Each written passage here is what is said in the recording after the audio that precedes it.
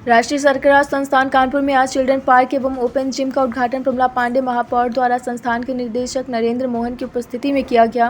Park में एक और जहां बच्चों के लिए झूले, स्लाइड और शीशा आदि का, वहीं ओपन जिम में sky walker, chest and shoulder press, hand rotator और पुल अप बार आदि भी। इस अवसर पर महापौर द्वारा पौधारोपण भी किया गया। महापौर प्रमला पांडे का स्वागत करते हुए राष्ट्रीय सरकार संस्थान के निदेशक ने बताया कि संस्थान विश्व स्तरीय शिक्षण संस्थान परिसर के लिए आवश्यक मानी जाने वाली आधारभूत सुविधाओं का निरंतर विकास कर रहा है। वर्तमान सुविधाएं इसी श्रृंखला का भाग है, जिनकी आवश्यकता काफी समय से महसूस की जा रही है। कोविड महामारी के बाद ओपन जिम अधिक लोकप्रिय हो गया है और फिटनेस के बारे में जागरूक भी बढ़ रही है। अब कॉलोनी के सभी आयु वर्ग के निवासी भी इन सुविधाओं का आनंद ले सकते हैं।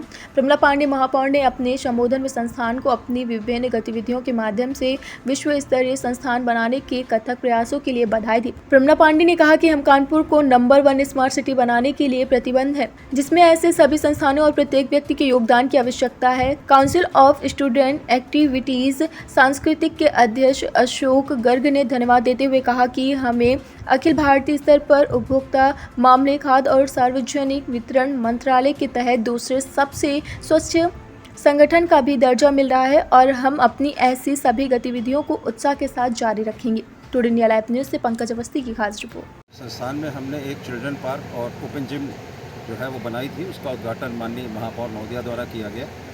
बहुत दिनों से हम लोगों की इच्छा थी कि ये एक आवासीय परिसर भी है इंस्टीट्यूट में, जिसमें कि कॉलोनी में तमाम सारे लोग संस्थान के अधिकारी और कर्मचारी रहते हैं। एक हमारे पास जगह तो थी, लेकिन कोई ऐसी वो विकसित नहीं थी।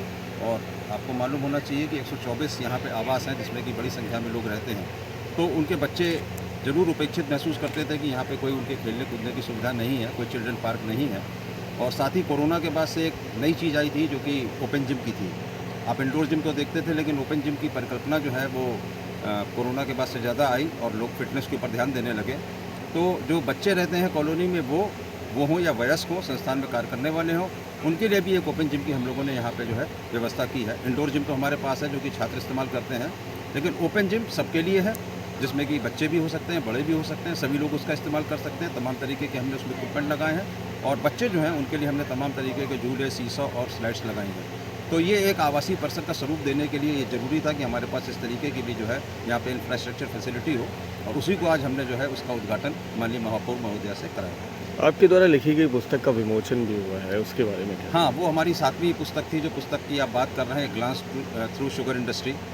मेरे 36 साल लगभग इस शुगर इंडस्ट्री में पूरे हो गए और मैंने 36 सालों में शुगर इंडस्ट्री को बहुत तरीक़ों से देखा, बहुत देशों में देखा और बहुत सारे नए नए काम हुए हैं, जिनमें कि आप ये देखें एनर्जी कंजर्वेशन के ऊपर हुआ है, क्वालिटी ऑफ द शुगर के ऊपर हुआ है, बाई प्रोडक्ट के ऊपर हुआ है, नए नए प्रोसेस आए हैं, नए नए प्रोडक्ट आए हैं।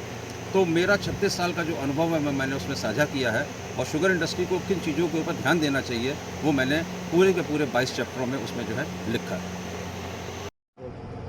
आज आप राष्ट्रीय संस्थान में आई हैं, क्या कहना चाहिए? देखिए, आज आके यहाँ इतना मन खुश है।